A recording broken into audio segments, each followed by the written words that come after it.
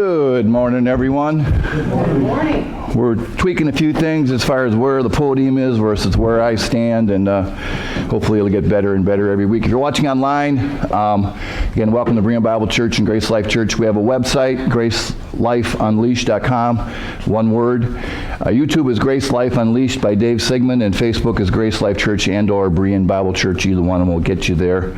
And YouTube is where we post all our videos, and we just link them back with the other sites. Again, if you can help us by giving to the ministry, it's P.O. Box 6033, Evansville, Indiana 47719. And if you have a question, that's my phone number. I will eventually answer your text, maybe not immediately, but within a couple hours, hopefully, and get back to you. Today, we're going to talk about something that I don't mind talking about it, but it seems like when I talk about these things, people get mad at me, especially women. When I started speaking years and years ago, Joel Fink pulled me aside one day and says, "Dave, why are you always doing topical messages?"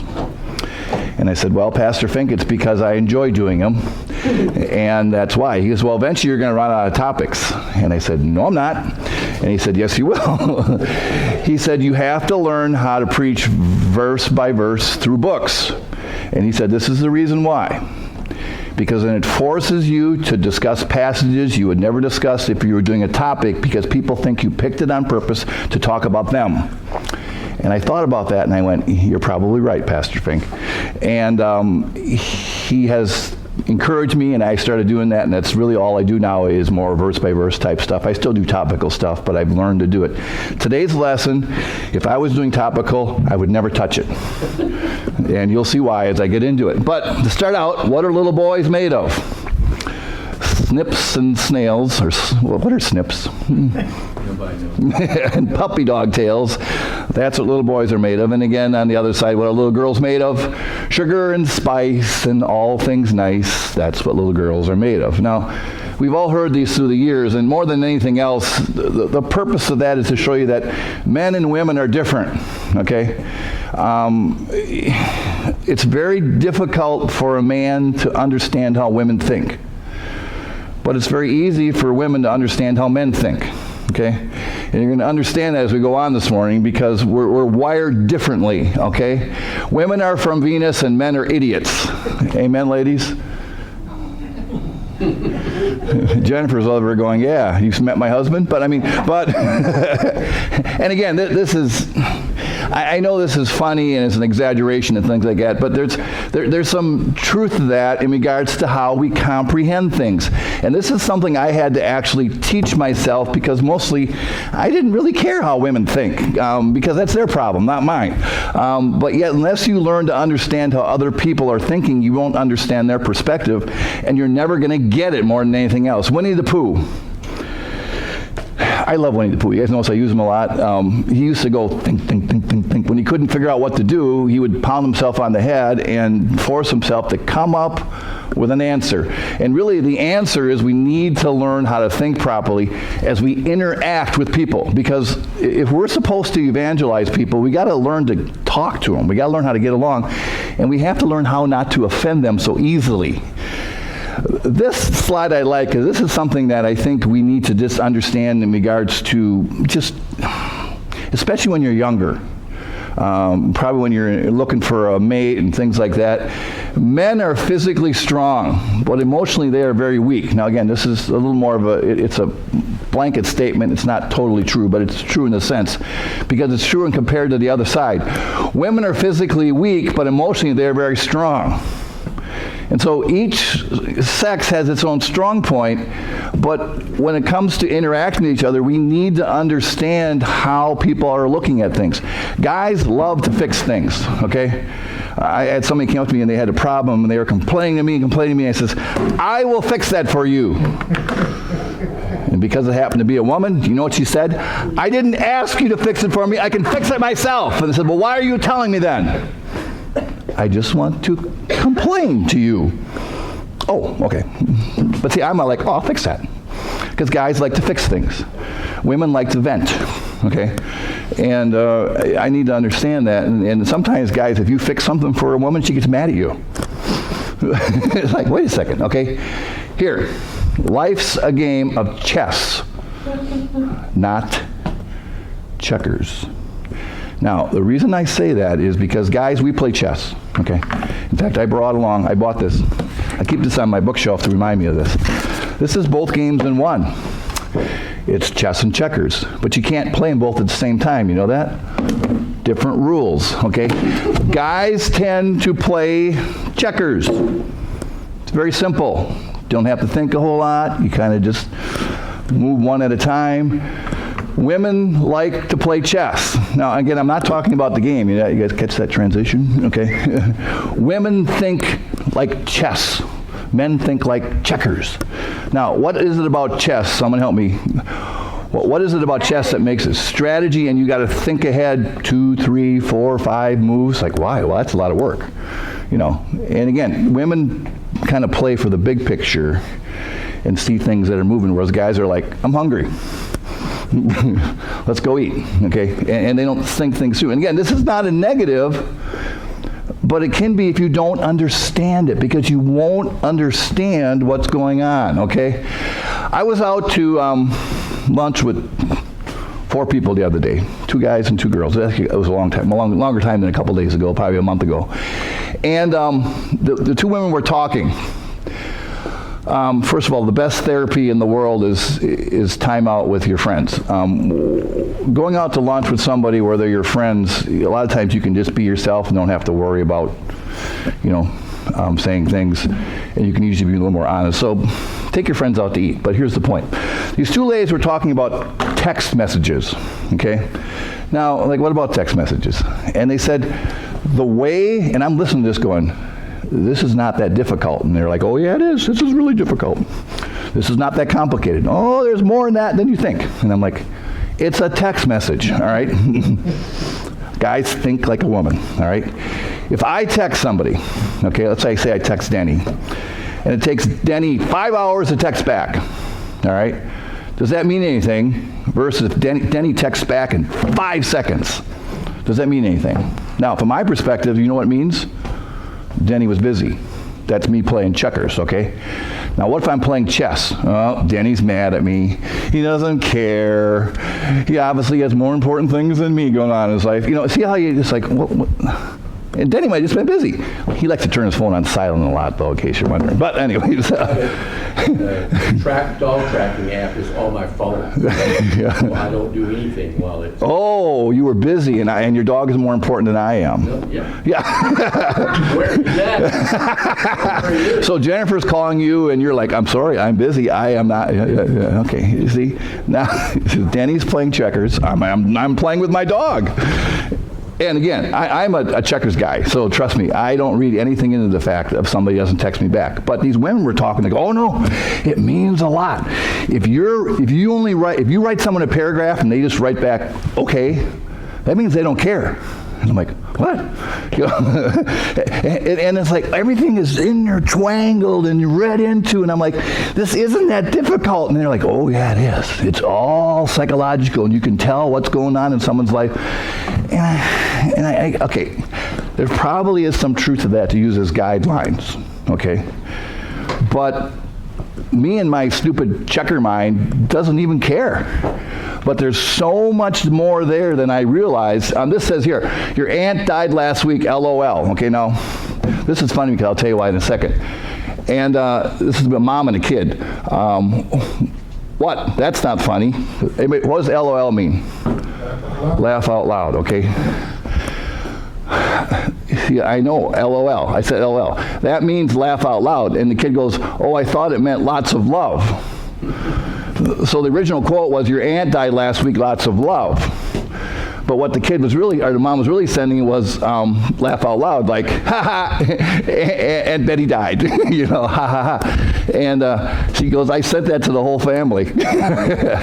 You ever done that? I had a friend in Florida, his name is Jeff. Some of you have met him, he was here visiting a couple times, and he actually thought LOL meant lots of love. And so he was using that for forever, and finally I said, Jeff, why are you keep saying LOL for things you shouldn't be LOLing? Well, I'm sending lots of love. I said, no, you're not. You're laughing. And I sent a text to somebody once, and my standard default when I don't want to offend you is to stick LOL on the end. That means haha, because that's sometimes my sarcasm. And sometimes, why are you laughing at that? And I'm like,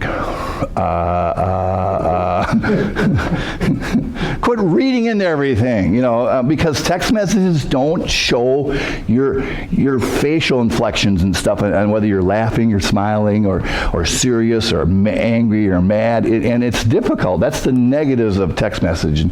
But I didn't realize they were so complicated until I started talking to women, and they're like, oh yeah, there's a lot in text messages that are never sent that you can see. And I'm like, what? And it becomes difficult, okay? It took me 5 minutes to write that text, and all you say is K. Now, this is, remember, I write the sermons. I can put my pet peeves up there. I hate it when people send me K. It just bugs me. And not because I wrote something for 5 minutes, but it sounds like, fine, whatever. I got one more that bugs me. Which one of these replies annoys you the most? HMMM or a K, whatsoever, LOL, or aw. For me, it's this one right here, whatsoever. When someone says whatsoever, to me it means whatever, I don't even care. Why are you bothering me? Now, that's not what they meant by it, but that's just how it goes. But there's one thing that actually annoys me more than anything else, and Scott is guilty of this one. The stupid thumbs up. Now, because I told you that, you're all going to be sending me thumbs up for the rest of my life. I realize that because it annoys me. There's something about it that just bugs me. And Scott is the biggest violator in my life that does that. Right, Scott? Backup is K. Yeah. Kurt, would you agree? Yeah. Just so you know, I'm offended. And then that's how you go, get a life, Sigmund. I mean, obviously I'm not going to lose any sleep over, but all my friends, when I mentioned this to somebody a while back, and that's all they sent me was stupid thumbs up for the next 6 months. And I'm like, that bugs me. That's why I send it to you. But again, it's like, do people overblow some of these things? Yes, they do, but there's some truth in some of these things. I'm too busy playing chess when everyone else plays checkers. And again, the reason we're going there is because I want to understand how women think and how men think. And guys, unless you understand how women think, it's going to be difficult to understand women. How men think. Read his mind and unlock the secrets of his heart. Okay, now again, most women understand how men think because men are pretty simple. It's the other way around who... Wow, I get ahead of yours so far. Understanding how women think, for me, is a little more difficult. I was talking to somebody a while back, and I said, you need to think like a man, and they said, obviously it was a woman, they said, I can't think that stupid, or that simple. And it was a good friend, and she was being very honest with me, but I wanted her to understand my perspective on what I was saying, and she just said, you don't make any sense, okay? But guys, usually we're not the problem. The problem is women and how they think. I was, years ago, I was out, and Lori had a really nice purse, and I was complaining to her that a nice purse costs too much money and no one cares. How many guys care about what purse a girl has? I don't care. I don't care if your purse costs 5 cents or $5,000. I don't care. I don't know why you'd want a $5,000 purse, but some people think they do. And You know which one's got the money. Yeah, it is. But the thinking was, and so we're eating, and the waitress comes up to her and goes, oh, I like your purse. Who notices purses? Other women. And that's when I could have had a V8. Here's the thing, and again, I'm giving you guys all my life experience and learn from my mistakes. Women do the things they do not to impress you. They do it for themselves. Guys don't do that, don't think like that. Guys like to impress. Women do things because they want to do it for themselves. When I moved to Florida, all the waitresses started calling me sweetie. And I looked at Lori and said, ooh, she called me sweetie. And he goes, so? I said, oh, she's flirting with me. She goes, no, she's not. She wants a better tip. I was talking to a waitress once, and she told me it's difficult when you have a couple at a table. Because if I go up and just start talking to the guy, The girl gets mad because I'm supposedly flirting with him, and who decides what the tip is? The girl. The guy don't decide. I think it's the girl. So she said, I always have to go up to the girl first and kind of start a conversation with her so it doesn't look like I'm talking to him, and then he can join in, and that's okay. I didn't know life was that difficult. Okay? But that's because I'm thinking like a guy. To me, it's like, I don't care, But it comes down to that. All right. How much do you overthink? Me. Are you up? Answer, yes. Are you mad? Of course not. Why? I don't know. The yes sounded angry. It's not even all in caps. So what does it mean when it's all in caps? You're shouting, yeah. How do you double shout? Underline it? Or bold, yeah. Is it really? Okay. You see how this? I just sent you a text message. Why is it turning into a full blown out war? And again, you're thinking like a guy. Maybe they're not thinking like a guy, or they're reading into things as far as that goes. In Peter. Now again, this is a kingdom verse, but the principle is good here for what he says in the beginning. Husbands, dwell with them. Now, okay, well, who's the them? Talking about a wife. Okay, husbands. Now, interesting thing, Peter did not tell the husbands the opposite of this. He just he's telling the husbands to understand their wife. He's not telling the wife to understand her husband, because women usually get that, okay? This is something that men need to hear, because men need to study this and do it. Husbands, dwell with them, which is women, according to knowledge, giving honor unto the wife as unto the weaker vessel. Now, weaker vessel has more to do with not strength, but more to do with preciousness. Women are more precious. They're more fragile. And we need to realize that when we deal with that, okay? I'm mad at Denny. I'm going to go, Denny, you want to go outside and settle this? Oh, I would never do that. That's how guys act. Do you ever threaten to beat up a woman? Oh, I don't threaten to beat anybody up. No, you talk things through. We're wired differently. I don't know how beating somebody up changes anything, but it somehow does. But and then he goes on, he says, he talks about your prayers being hindered. Now, this is more of a kingdom promise than anything else, but the first part is there. Guys, we need to understand how women think, okay? When you start overthinking, now this is a little bit of a issue, I think, more so with women. And again, I tend to, I don't mean to profile here. When you start overthinking about babe, which would be your whatever, and your cycle mode shows up, okay? Women read into things more so than men do, and they see things that aren't there. And so women, you need to be aware of that. And so what the Bible gives us, I think, is guidelines. And you're going to understand why I'm saying what I'm saying when we finally get back to 1 Timothy. Paul is giving women guidelines there because women need to take the lead on this. And the issue is how they dress is what it's going to be. My oldest daughter, I used to fight with her all the time about how she can dress and how she should dress, and how she's dressed affects the way boys think and look at her. And she would, why do I have to care what boys think of me? I don't care. And I said, unfortunately, you do. You do. And I'm sorry, guys, they're not dressing that way for you, okay? No, but that's how guys are wired, and it becomes guidelines, okay? Now, to show you that this has more to do with life as far as patterns go, I'm going to show you something about the stock market. The stock market can be predicted because of charting. Now, does it mean it's true? No, but it's a guideline. When it comes to interpersonal relationships, we have guidelines, but it's not necessarily true. There's a thing called head and shoulders. I think you follow stock market, stuff. There's head and shoulders formations, and there's inverted head and shoulders and stuff like that. The stock market goes up, you got a low, you get a higher high, and you get a low that matches the other side basically, and you get a lower high, and then eventually it goes off. That if it's upside down, it means it's going to go up. That's something that's there, okay? The 1937 stock market crash put in a head and shoulders, okay? Shoulder, head, shoulder, and it crashed. Now, the reason I say that is our stock market right here is poised the same place the 1937 crash was. And according to charting, we're going to correct our stock market 60%, and we're going to be in a bear market for the next 30 years. Yet it could go the other way. We could have new highs.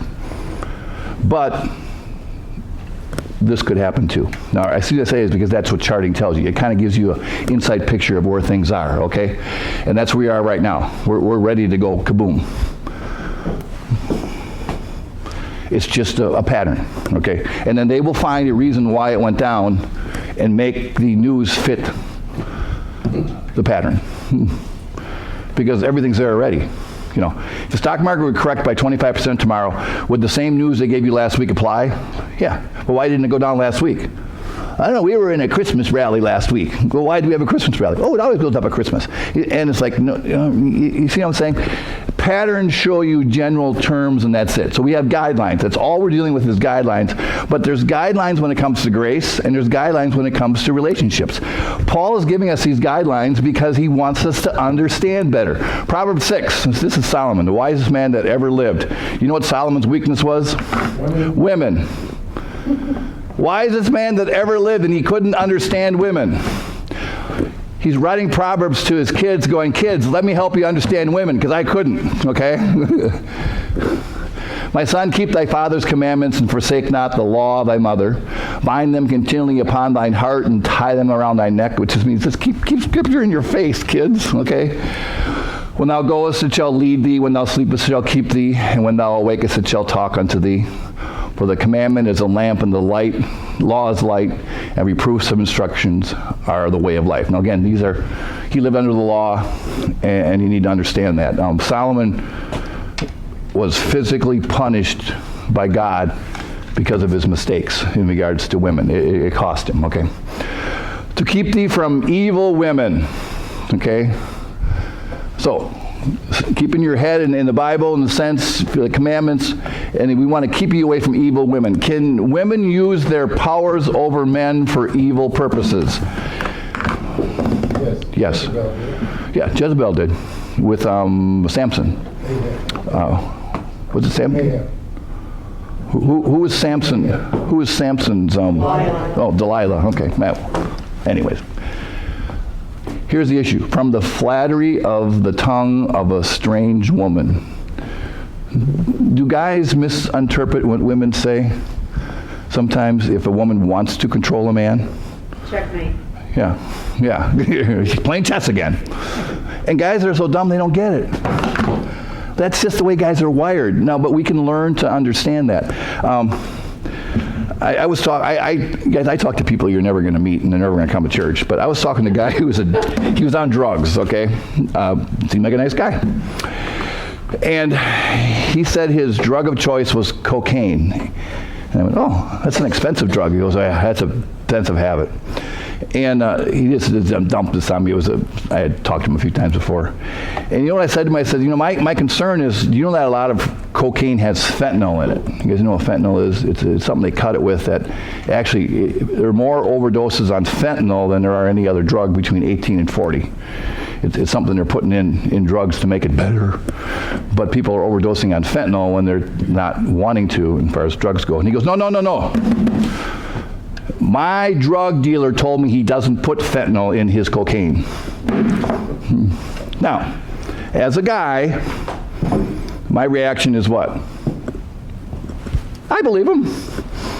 As a woman, Janet. Who put it in before he got it? There you go. And that's exactly what someone else told me was, does he know the supply chain? Or maybe his dealer's lying to him too. But sometimes I'm gullible, and I went, I believe you. And again, it had nothing to do with that, but I mean, it's like men think differently than women do, okay? Lust not after her beauty in thine heart, neither let her take thee with her eyelids. Guys, have you ever put fake eyelids on your eyes? If you did, don't raise your hand, please. Women, have you ever put fake eyelashes on? No. No? Okay. No? We got to find some younger women. They curl them. They curl them. And they put mascara. Mascara, yeah. And they make them look more, they make them more thicker. Yeah, okay. All right, make them look. Hurt as much and easier to It do. doesn't, how do you know that? What? Yeah. Let the record show that Denny knows a lot about eyelashes. Have you ever seen a woman with long eyelashes? Yeah. Girls, that do anything for you? No. Guys? What it does, right? It somehow there's some, I don't. To me, it's like who cares? I mean, I don't know. Yeah, it can be, or yeah, like one thing I can't understand when you get some of these women that have really long fingernails. I don't know how they can get anything done. But anyways, all right. Here's another issue. The word dating entered the American language during the 1920s. Prior to that, courtship was a matter of family and community interests. Starting around the time of the Civil War, courtship became a private matter for couples. This dating thing didn't exist until then. You know how marriages were, why people got married? The parents got involved. And guess what? The divorce rate was lower back then than it is now. Because as a parent, you know your kid, and you can see the characteristics of other kids out there, and you go talk to their parents and say, I think our two kids would make a cute little couple. They have kind of the same interests, same personalities as far as getting along. The kids don't believe their parents are as smart as they are, at least not until they get older. I told you before, I had my daughters all convinced I was going to help them find a husband until they got to be about 16, and then decided they didn't need my help. They could do it on their own. But it's there. All right, now, it's a lot of prep work to go through a few verses, okay? 1 Timothy chapter 2, verse 8, Paul says, I will therefore that men pray everywhere, lifting up holy hands without wrath or doubting. Okay, so basically what Paul is saying, I want men everywhere to pray with holy hands lifted up, free from sin and anger and resentment. That's what he's basically saying. Guys, I want you guys to pray. Now that's his commandment towards the men. I think there's a lot of depth in what he's saying there. Okay, now he's going to, I can get to what he really wanted to talk about. Okay, in like manner, okay, so he's saying, all right, women, also, that women adorn themselves in modest apparel, okay, with shamefacedness and sobriety, not with braided hair, or gold, or pearls, or costly array. Now, as a kid growing up, and the best way to describe this would be like braided hair. It's not exactly what it is, but hair that's really fancy.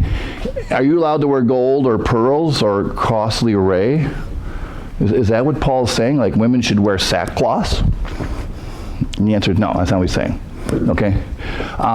The issue here is modest apparel.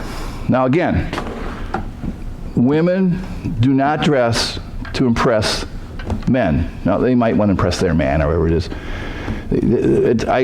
There's a girl I knew in Florida. I was down there, and she came to our church, and I was talking to her one day after church, and she goes, I want the car windows of my car tainted so dark that nobody can see in. Okay, and I'm like, why? She goes, I'm sick and tired of every time I stop at a stop sign having guys hit on me. Now, I drive enough. I have never had a girl hit on me ever when I stop at the stop sign. Okay. I have no idea what that's like. Okay. Ladies, you ever had somebody hit on you when you're at a stop sign?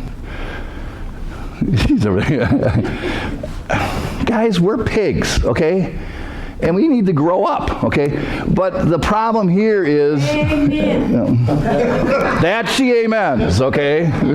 That she likes, okay? And then the issue, and it's like my daughter always said, why do I got to worry about stupid men? Or boys, in her case. And I said, unfortunately, you do. It's just life. And it doesn't mean I like it, but it's reality. I got to deal with reality. We lived in a neighborhood in Florida, and I would not let my daughters walk to their friend's house by themselves. And it was the safest neighborhood. I mean, it was not a problem. There was never any issues in our neighborhood. So I always made my daughter have an escort, which was her brother, which annoyed him too. But he had to take her to her friend's house and then come back and then... But he gets to walk alone. You know what my answer was? He's a boy. He's a boy. Well, that's not fair. Still true. I just didn't want to take a chance of my daughter getting, abducted or molested. It's just life. I'm sorry, I just, it's just life. We had a homeless guy who walked in here this morning, and Janet was talking to him, and she invited him to church, and he came in, and he saw our donuts, asked if they were for everyone, and he said yes, and I don't know how many he took, and then he left. But when he left, Janet said, "Hey, where'd he go?" And I went, "I don't know." Well, my concern is that I don't want him wandering around the building, but also that there's a lady that sits out front. I didn't want her safety to be an issue, so I went out there to make sure the guy was standing outside. But if it would, we need to be aware, guys, that women are the weaker, as in more fragile vessel, and we need to protect them. Now, that's just life. I'm sorry. I don't...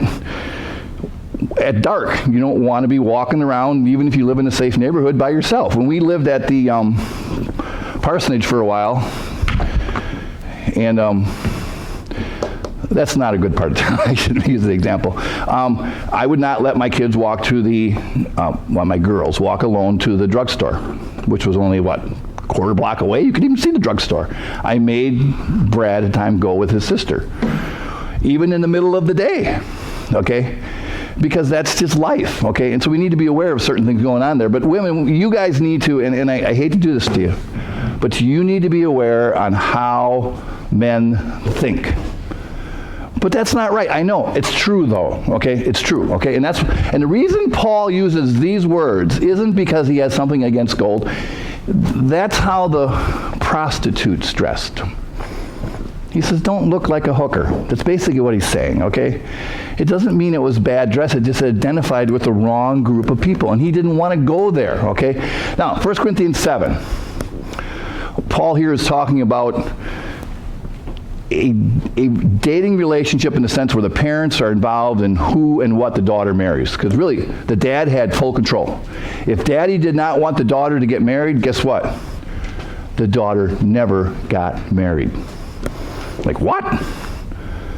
That's how much control, power, responsibility, whatever it is, the dad had in regards to that daughter. Okay, now concerning virgins, I have no commandment of the Lord, yet I give my judgment. What Paul's saying is, God didn't tell me this, but I'm going to tell you what I think. Now, my answer is everything in my Bible is inspired, so it's the same thing. Okay, God wouldn't have let it be there if he didn't agree with it. Okay. As one that hath attained mercy of the Lord, and be faithful. I suppose, therefore, that this is good for the present distress. Now, Paul, at the time Paul's writing this, they were burning Christians at the stake, okay? Rome was boiling them in oil, and they were bringing them in the Colosseum and letting lions eat them. It wasn't a good time to be a Christian, okay? That's the present distress Paul was dealing with, was Christians who were being persecuted, okay? I say that it is good for a man so to be. And the issue here is, should they get married or not, okay? Verse 36, jumping down a little bit. But if any man think that he not behaved himself uncomely towards his virgin, and the issue is towards his daughter who's not married, okay? And the issue is behaving himself is didn't let her get married. But now she's getting what? Older. Now, my oldest son is in his 30s, and he loves being single. And I have no problem with that. And we had a discussion years ago, and I said, if you wait too long to get married, and this sounds terrible. I'm going to say it anyways. You're going to get the leftovers. Now he's like, it's the girls that aren't married yet, and they probably have issues. Now, I'm not saying guys are perfect, but and that's not totally true, but there's some truth in that, okay? And he says, fine, I don't want to marry any of them. There's too much drama in women. Now, you know my answer to him was? There's always going to be drama with women. That's why we're different. The question is how much drama you can handle or you want. If you don't want any drama, what's the answer? Stay single. And I have no problem with that. I have no problem with that at all. So be aware of that. And he's aware of that. My thinking is in another 10 years he's going to end up getting married to somebody who forget, I'll go on. All right. Nevertheless, he that standeth steadfast in his heart, having no necessity, but hath power over his own will, and hath so decreed in his heart that he will keep his virgin, doeth well. Okay? If you don't want to let her get married because of the present distress and you want to keep her home, because it was daddy's job to take care of her then, okay? You know how when the daddy brings the girl down the aisle and then he lifts her veil and he gives her a kiss and then the guy comes up and he hands her over? That's symbolic. You know what that symbolic is?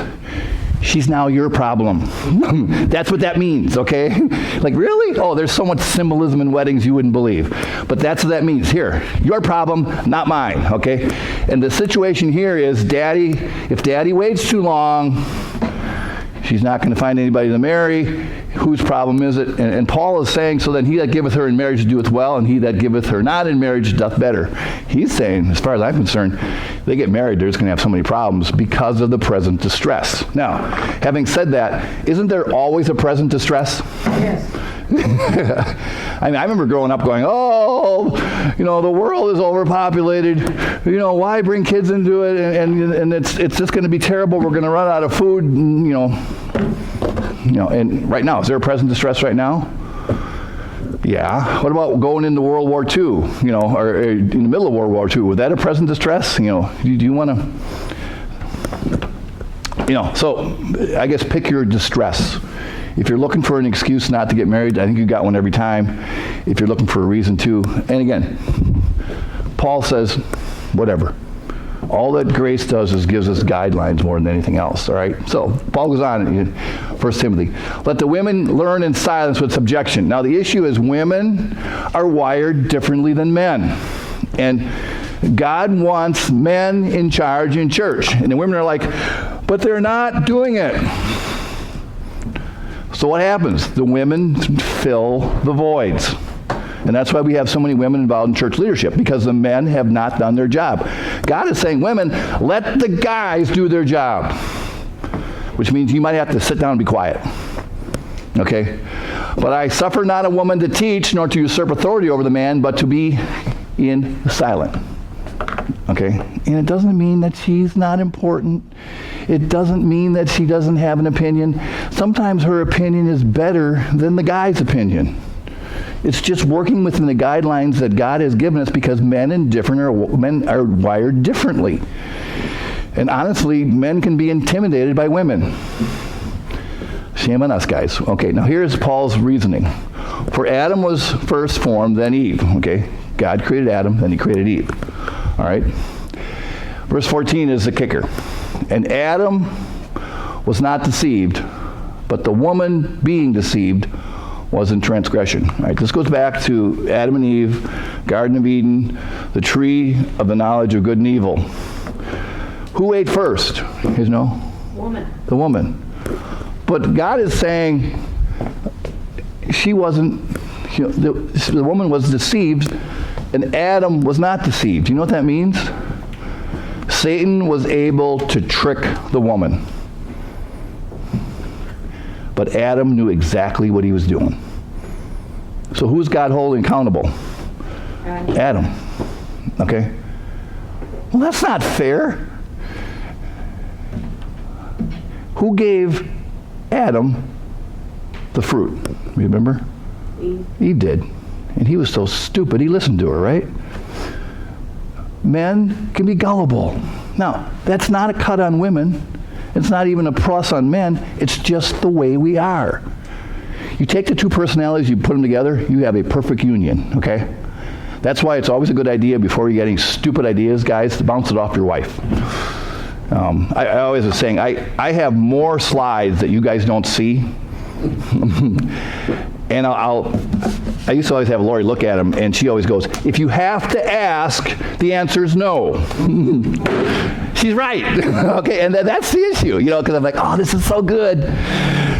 But there's some word in it or something it's saying, and I got to realize that I have to be aware of the people out there, because I don't want to offend you guys. I mean, sometimes you guys think I do this on purpose. I try not to get you mad, but sometimes, the things are there. But the issue here is Adam was deceived. Adam knew exactly what he was doing, and Eve was able to be tricked. And that's why God says men should be in charge, because women's personalities are different than men's, and he wants the guy in charge because of that.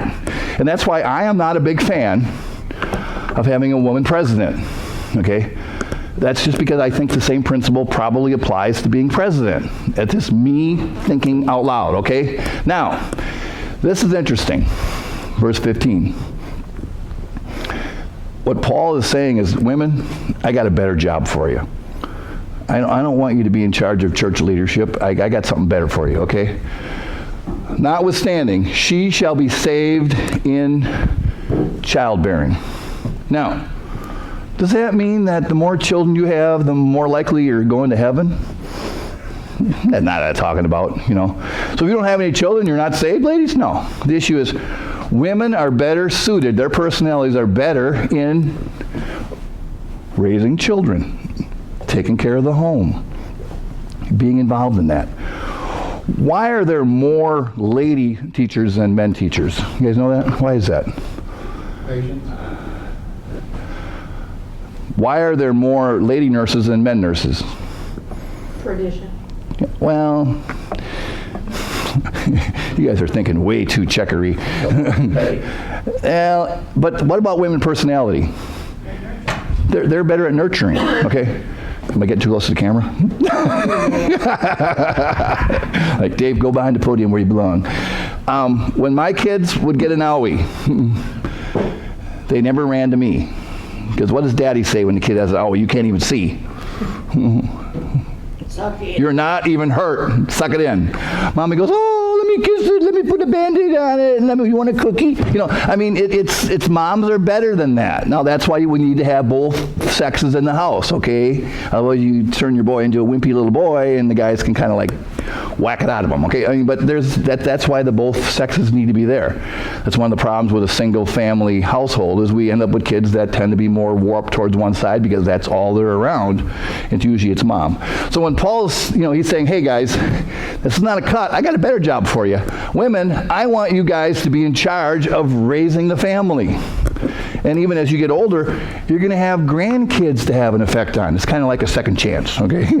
And in some of your cases, you already have great-grandchildren. At my mom and dad's 50th anniversary, we had a big reunion, and they took a picture of everybody. And then since then, my mom, every time there's a great-grandchild born, she puts a picture of it around that picture. The whole thing is full of baby pictures of all these other kids. This is going on, I don't know how many people she counted. It's like 50-some people are a direct result of the kind of my mom and dad getting married. So it's like really cool. But you get a chance to have an impact on all of those people when you get involved in that, okay? And it's kind of exciting, okay? Now, in 1 Timothy 5, we're not there yet, Paul is talking about women whose husbands have died, and that it's the church's responsibility to take care of them because their job, their whole life, was raising a family, and they don't have a job. But the younger widows refuse, okay? In other words, younger means, younger, okay? For when they have begun to wax wanton against Christ, they will marry, having damnation because they have cast off their first faith. And withal learn to be idle, wandering about from house to house, and not only idle, but tattlers and also busybodies, speaking things which they ought not. I will therefore that the younger women what? Marry, bear children, guide the house. Women, that's the goal. Now, back in the 70s, when the women's liberals took over, and you can probably tell by the way I said it, they told women that being a mom was a second-class job. They needed a career just like their men did. They needed to get out there just like their men did, and they needed to do something with their life because just being a mom was not adequate, and that's not where they should be. That's totally wrong, okay? The hand that rocks the cradle rules the world. This is the truest statement you'll ever read. It's so true. Moses, remember he was left in that basket? Do you know who raised Moses? You guys know? Oh, the queen or the princess did. No, the princess didn't raise him. Who raised Moses? Do you guys remember? Mama. His mommy did. Remember the daughter? Yeah, she had impact in his life. Even though he was like in the castle, they hired her to nurse him and raise him up. She's the one that helped him understand who he was. The moms plant those thoughts in their kids. And I said before, by the time your kid gets to kindergarten, he has everything he needs to be who he's going to. The personality is set. That's why the school system wants your kid earlier and earlier. What COVID taught us was all of a sudden the kids were virtual learning at home, and mommy's standing there going, what are they teaching you? And then the parents were going back to the school board and they're going, why are you teaching my kid this? I didn't know you were teaching my kid this. And the school board said what? None of your business. We'll decide what your kid needs to learn. And what did the parents do then? That's okay. I'll teach my own kid. You guys don't know what you're doing. That's a direct result of COVID. You want something positive about COVID and the lockdown is more moms quit their jobs and stayed home to teach their kids because they realized the public school was messing them up. And that's a praise the Lord. I know about 4 different moms alone that have done that in the last year because they're sick and tired of what their kids are learning at school. And guess what? They're loving it. If you figure out what it costs to send your kid to daycare, to have another car, to, all the clothes you got to wear, fancy stuff, all the time it takes and stuff, and I know a lady, she had a full-time job and her kids were in daycare. Then she had to hire somebody to clean her house. Why'd she have to hire somebody to clean her house? Because she's too busy working, okay? And everything, and then she had to get more takeout food and go to more restaurants because she didn't have time to cook. They didn't lose 1 penny of income in the end from her quitting her job and staying home because they could pull the kids out of daycare. They didn't have to have another car. They didn't have to have all the expenses of extra clothes and things and everything. Who would have thought, And guess what? The kids love it. Now, homeschool is not the same as public school at home. That's why I always told kids on my bus, I go, I did virtual school and I hated it. That wasn't homeschool. That was public school at home, okay? Homeschool is a whole other philosophy. I homeschooled 5 of my kids. And I'll guarantee you it's not public school. It's fun school. And so it worked out really, really, really well. The hand that rocks the cradle rules the world. And that's so important, is we understand the role of women and the role of men. It makes a lot of sense. Let's pray. Lord Heavenly Father, we thank you for this day. We thank you, Lord, for the different personalities, Lord.